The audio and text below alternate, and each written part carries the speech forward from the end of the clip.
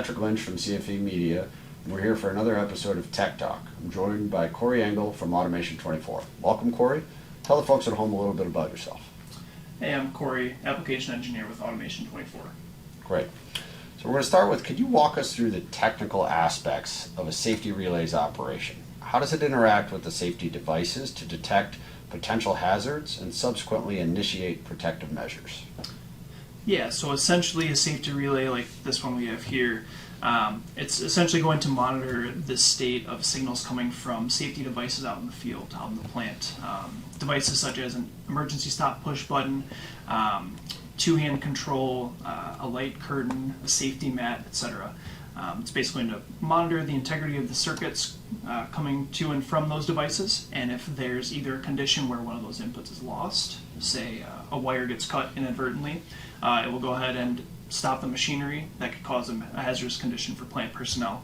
And then of course it would also have the same outcome if somebody were to hit the emergency stop or break the barrier of a light curtain. It'll do the same thing, where it will stop the machinery, it will throw a fault on, usually a safety relay will have some kind of LED indication where it'll show that, and you can also have that wired to a safety PLC or controller. Maybe like this flashing light up here, you could have something illuminate in the plant until basically it'll hold that safe condition, that fail-safe condition, until the hazardous condition is removed, and then the safety relay is reset, letting you know that it's safe to resume operations again. Great. So could you elaborate on the standards that safety relays and associated safety devices need to adhere to, particularly in terms of their fail-safe and self-diagnostic features? Yeah, so there's several safety integrity levels that a safety relay or a safety system as a whole might have to be designed to. As far as self-diagnostics, many safety relays have built-in monitoring. For example, you could have cross-short monitoring where you would watch for a cross-short between two wires, two inputs. You could also have a short to high side voltage or to ground. And then of course these diagnostics, you have LEDs on the face that will display what kind of error code, what it's basically an error code that ties into what that fault is to give the operator some kind of feedback. Okay. And lastly, can you delve into the topic of dual channel circuitry in safety relays? How does this feature contribute to redundancy and reliability in a safety system? Yeah, so an input going into a safety relay will typically be a normally closed device or a normally closed set of contacts, such that if it were to open up in the event, like for example on an e-stop, if you press that, that will open up that set of contacts. This is designed this way because then if you were to get an open wire, an open circuit, where again, say a forklift drives over a wire and cuts it open, that will provide the same kind of signal to the safety relay. So it essentially will think the e-stop was pressed and it will shut down the machinery as needed.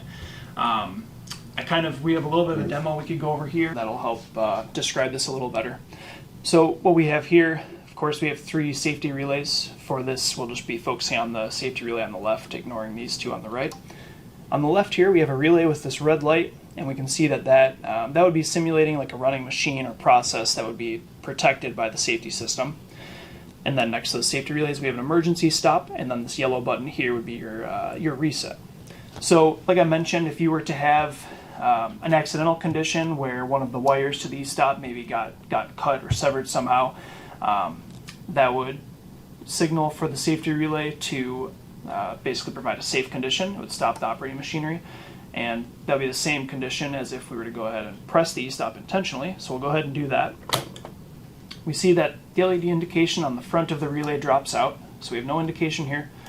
And then we also lose our LED on our simulated running machine. Now, what of course would happen in the plant is you would go ahead and either repair the severed wire or the circuit issue, or you would come back and fix the hazardous condition, at which point, once you've ensured that everything is safe and ready to operate again, you go ahead and reset your emergency stop push button. So I'll go ahead and do that.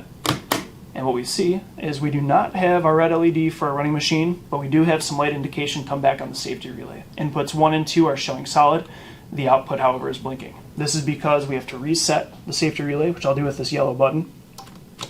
And we see that the output comes back on solid, and the red LED on our machine comes back indicating that everything is running as normal. So to ultimately answer the heart of the question there, you kind of have two parts. You have the, as I mentioned, you have the safety relays monitoring the state of this e-stop, making sure that you always have a signal to it through these normally closed contacts, making sure that your wire, your circuit integrity is good. And then for the dual channel purpose, you also have typically 2 normally closed sets of contacts, so that if, say, an operator goes to press this e-stop and you have one of these normally closed contacts is welded closed or sticking closed for whatever reason, you have dual channel inputs typically, so that if one fails to open up, the other one will open up to give you a redundancy there, so that you are always sure that you'll have a consistent or reliable safe shutdown when that e-stop is pressed. Great.